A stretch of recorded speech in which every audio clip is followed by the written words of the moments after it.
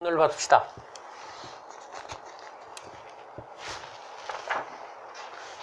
해보세요. 그러면 네. 동화의 그 사회적인 통념이나 이런 것들이 주제나 이런 것들을 아이들이 이렇게 받아들이지 못할 거를 전제에 두고 읽힌다고 돼야 되나? 아니면 나이가 어느 정도 들어가면 비판적 사고가 생기면 그때 읽혀야 된다라고 이제 얘기가 들어가야 되나? 우리가 보통은 초급, 중급 목록에서 이렇게 나누긴 하잖아요. 네. 나누긴 하지만 그때 1억 기준은 어떻게 들어가지? 그러니까 약간 우리가 주제를 좀 중요시 안 하는 편이잖아요. 오히려 소재를 중요시하고 그런 건 이제 그런 측면이 있고, 고대 초급 중급의 상당수는 거의 그 능력을 키운다고 해서 그 구성이라든가 이런 걸 주로 보는 거죠. 뭐 그 사람이 그 간접적으로 그 사람이 갖고 있는 가치가 좋은 거를 전제를 하긴 하는데, 그거는 이제 우리가 좋은 책이라서 전제를 하죠. 너무 통념을 노골적으로 드러내거나 다수의 통념이어도 그 중에 하나 정도가 다른 얘기를 한다 그러면 그래도 받아들여야 되는 거거든요. 왜냐면 통념에서 이를테면 대표적인 저번에 얘기했죠. 성차별, 인종차별, 계급차별을 다 드러내놓고 책을 쓸 수는 없어요. 그러면 받기도 힘들고 되게 힘들어요. 그러니까 그 중에 두세 개는 딴 거는 다 통념으로 쓰고 하나 정도를 다르게 쓰는 거거든요. 그렇기 때문에 그걸 그래도 좋다고 받는 거죠. 근데 그것도 없이 기존의 통념을 더 편승해서 더 강하게 넘어가는 거, 이를테면 디즈니 같은 거 이런 것들은 안 좋다고 해서 그런 교재 자체를 안 쓰는 거고, 우리는 그 중에 뭐 하나라도 다른 얘기를 한다면 아이한테 그 너무 의식적으로 얘기하건 뭐 힘들게 얘기해서 애들이 잘 못 알아챌지 몰라도 어느 정도 그냥 큰 흐름지게 하라고 해서 쓰는 편이죠. 나름대로 지금 못 알아챌 만한 것들이 꽤나 많거든요, 아이들이. 이를테면 여기도 동화평이 있지만 오이대양 같은 걸 거의 모르거든요. 오이대양도 완전 다르게 접근을 하고 있거나 기억 전달자도 다르게 해석을 하고 있는데도 쓰는 거는 아이들이 그거에 대해서 어떤 느낌을 받았고 그거를 글로 표현할 때, 특히 표현 때문에 더 통념이나 자기가 배운 거, 자기가 전제되고 있는 쪽으로 가는 거거든요. 오이대양 같은 그러죠. 불신이 부부 간에, 가족 간의 가부장적인 제도에서 불신 같은 것이 밑에 깔려 있는데 그것이 오이대양이란 판타지를 통해서 드러났다 이거야. 없는 게 생긴 게 아니라 드러난 상태여서 그것을 평론가들은 긍정적으로 보는데 우리 애들은 오이대양을 나쁜 놈이라고 봐. 그냥 냅두지 왜 드러나게 해가지고 힘들게 하냐 이런 식이거든요. 집안이 다 그래서 그런가? 불만이 다 밑에 깔려있는데 드러나면 피곤하잖아. 근데 표현을 그렇게 하는 거란 말이지.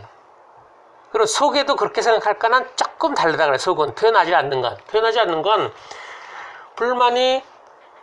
불만이나 그런 그 불신이 밑에 깔려 있는 거를 이걸 어떻게 받을지를, 물론 없으면 좋겠지만 있는 상태에서 불신이 깔려 있는 상태에서 그걸 드러내는 게 좋아, 안 드러내는 게 좋아. 그래서 내가 여기가 있거나 독립적이라면 드러내도 영향을 안 받지만 애들 같으면 뭐 아직 중학생 정도 꽉 잡혀 있으니까 영향을 받는데, 그거를 표현하라 그러니까 불편하다고 하지만 한편으로는 표현하지 못했던 정서나 감정으로는 불신이 깔려 있는 거를 좀 다르게 하거나 뭐 다른 뭐가 있지 않을까, 뭐 난 생각할 수도 있을 것 같아. 근데 그거를 우리가 의문을 한다고 해도 의문수 답을 쓰니까 대체로 애들이 사고 전개되지 않는 것들을 잘 안 쓰는 경향이 있거든요. 다시 말해서 한 문단이 의문으로 끝나는 건 안 쓰거든요. 그러니까 그쪽으로 생각이 잘 전개가 안 되는 거고, 불신을 드러내는 문제가 많아.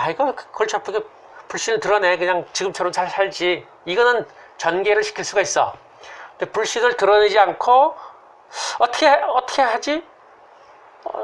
그거를 전개시키지 못하니까 그냥 그쪽은 생각이 끊어지는 것 같아서, 나는 아이들이 독후감으로 쓴 거, 우리처럼 솔직하게 쓴 거여도 그것이 아이 생각에 거의 대부분이라고 생각하진 않거든요. 한 50%일 거다라고 생각해요.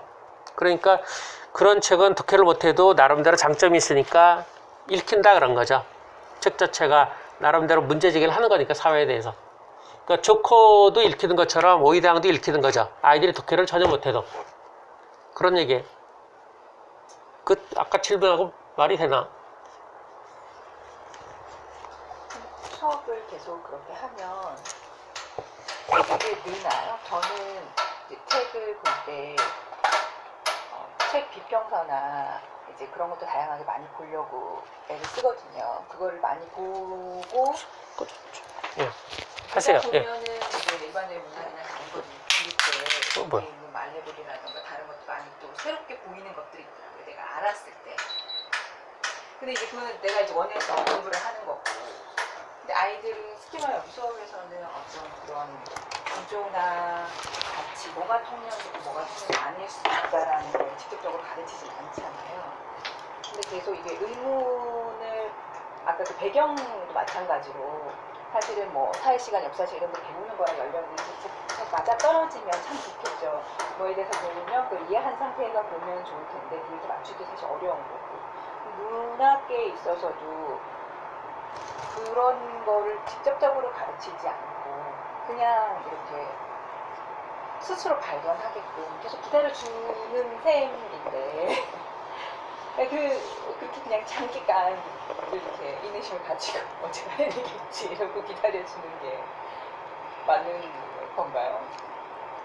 아, 그게 인내심 장기간 그게 그렇게 볼 수도 있는데 저는 그 전 단계가 필요하다고 해서 보는 게 강하고요. 일단 가르치지 않는 게 좋고요. 저는 가르치지 않아야 된다라는 입장이 강하고 어떤 게 통념인지 통념이 아닐 수 있는 건지조차도 몰라. 우리 큰애한테도 고등학생이니까 얘기해봤는데 강하게 뭐라 그러다. 내가 통념인지 아닌지 어떻게 알아야지. 그렇지. 그럴 수밖에 없죠. 애들의 경우.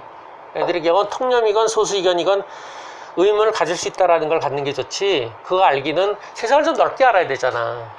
근데 그 전까지는 우리가 그런 거네. 교수들이 다 지식이 쌓인 다음에 네 생각을 해. 네가 뭘 안다고 해. 그러는 건데 그땐 이미 지식을 쌓으면서 그 틀에 갇혀 있는 거지. 그러니까 그 전부터 의문 갖는 버릇은 들어야지 되는 거 그렇고 통념뿐만 아니라 뭐든지 가르치는 거는 생각보다 힘들다는 게 하나는 본질적인 거고 하나는 우리 사회 구조 때문에 그렇죠. 우리 사회가 학교에서 계속 주입식이니까 생각하지 말라 그러니까 그런 거고 만약에 학교에서도 안 그렇다고 했을 때도 우리처럼 의문을 갖게 할까? 저는 갖게 한다고 치는데 지금 그것까지 뭐 논란 내지는 근본적으로 들어갈 건 없고 우리 사회에서 아이들한테 의문 갖게 하는 건 뭐 워낙 절실한 문제니까 애들이 한 5학년 정도부터 4학년 5학년 정도부터 아무 생각이 없어요. 의문뿐만 아니라 생각이 없어요. 예전보다 점점 떨어지는 거니까. 그러니까 모양상이라도 생각하는 거. 그러니까 기본이 뭔가 나름대로 비판을 하건 뭐건 생각을 한다고 할 때 생각의 가장 기본이 뭐냐 해서 난 가장 쉬운 게 그 어린 애들 꼬맹이들 한 뭐 대여섯 살이 말 나올 때처럼 뭐야 왜 그래 왜 그래 이렇게 튀어나오는 것가 기본일 거라 보거든. 왜 그래 왜 그랬어 왜 그래 이게 뭐야 그러는 건데 이게 뭐야는 이제 그 다음이고 그 다음은 이제 왜를 계속 물어보는데 그때 한때 그러다 이제 끊어지죠. 난 그것이 사고의 기본이 아닐 거라 생각해서 이제 그거를 강제로 버릇을 들이는 쪽이거든요. 약간 우리 초기부터도 그게 문제 제기가 많았었는데 그러면 틀에 갇힌 거 아니냐라고 하는데 그래서 최대한으로 자기 생각 플러스 외자만 넣지 다른 부대적인 건 최대한으로 없애는 쪽 그리고 그것도 내용보다는 태도에 강조를 해서 뭔가 생각하는 형태를 갖게끔 하는 거는 그것이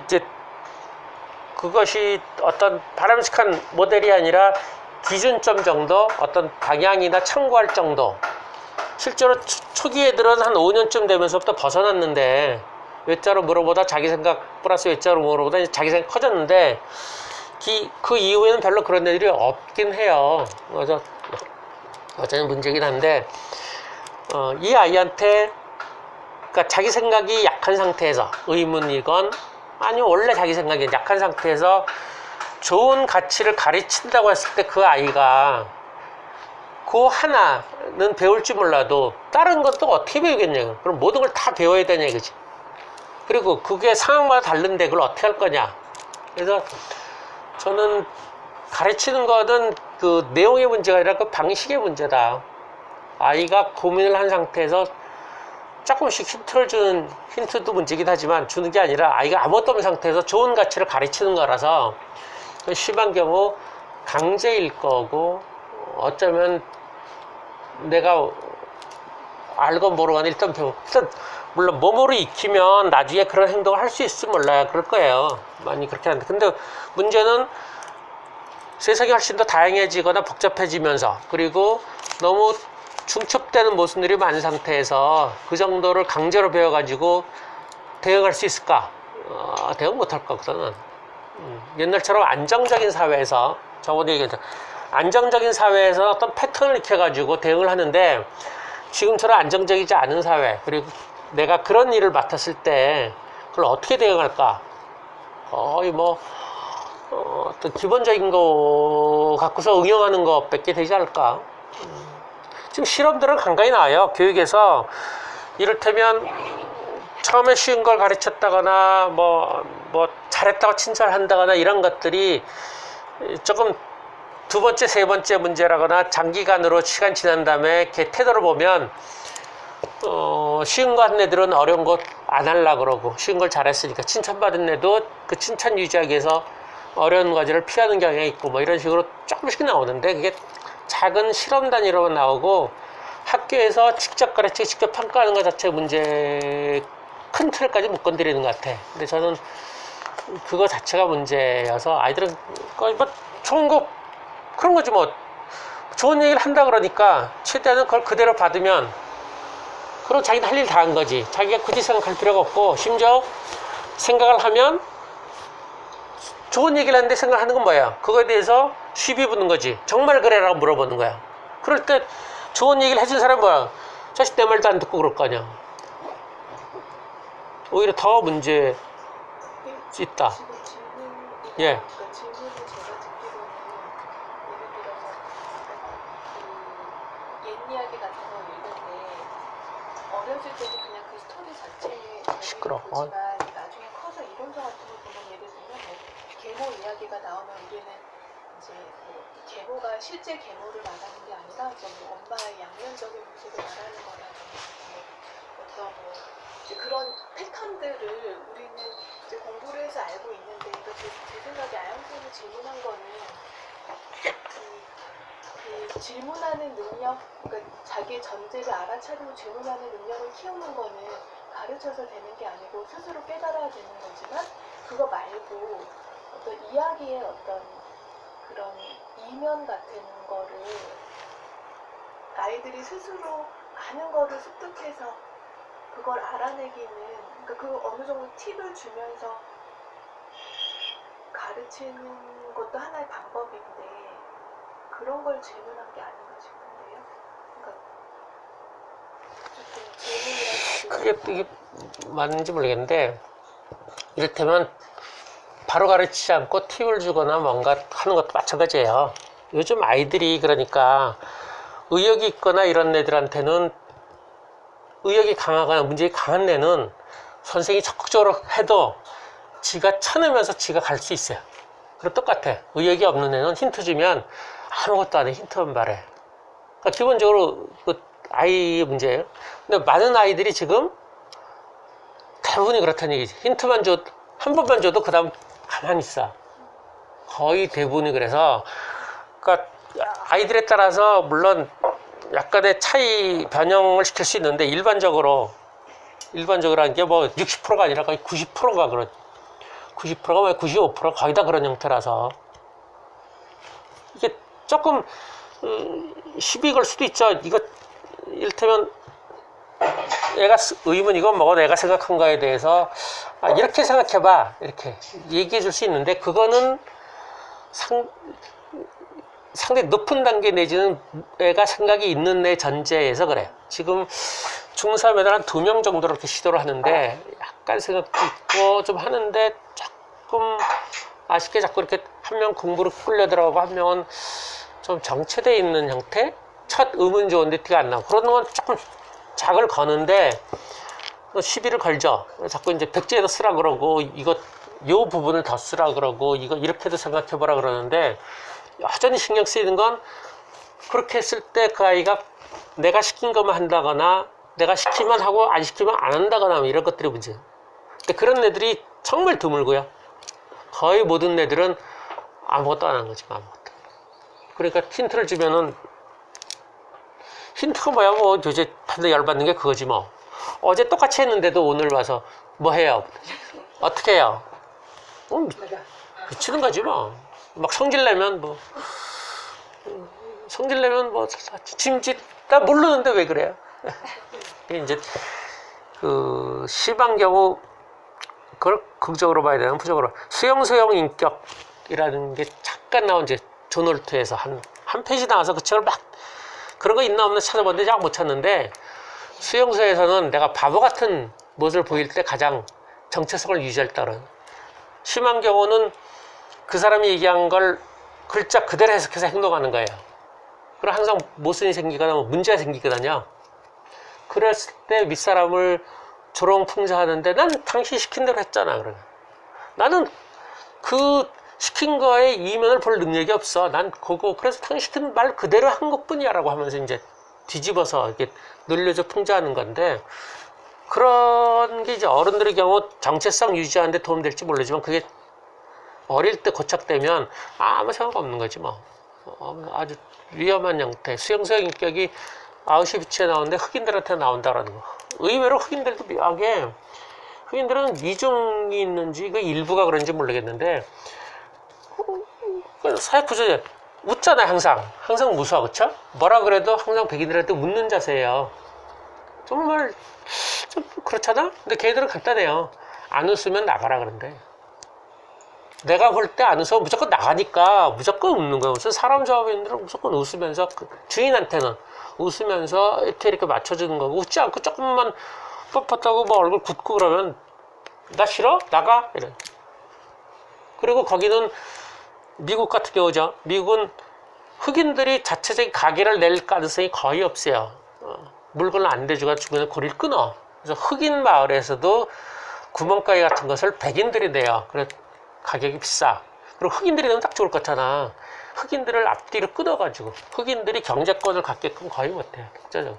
흑인 경제권은 그런 상태에서 종속돼 있기 때문에 그렇게 거짓 모습을 보여주는 거거든요.